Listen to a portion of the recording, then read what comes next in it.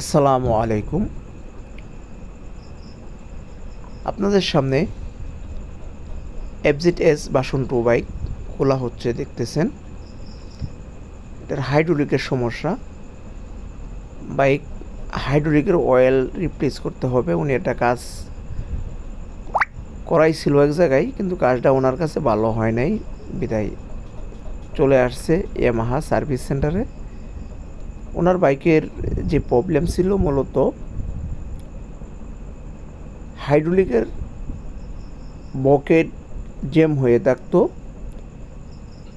তখন কাজটা আমি 100% করছি। দেখেন, আমি কাজ করার কিছু অংশ আপনাদেরকে দেখাচ্ছি।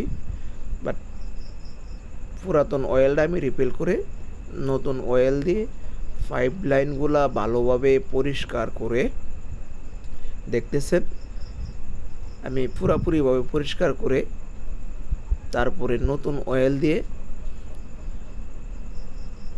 কাজটা স্বয়ংসম্পন্ন করে দিয়েছি। বাট আমি আপনাদেরকে বাইঙ্গে বাইঙ্গে কিছু কথা বলবো মাঝখান থেকে, শোনেন। এই পাইপ লাইনে যদি অয়েল না থাকে, অয়েল না আসে, তখন সেই ক্ষেত্রে পাইপটাকে ভালোভাবে পরিষ্কার করতে হবে। আমি ভিডিওটা শর্ট করার জন্যে পাইপটা ভালোভাবে পরিষ্কার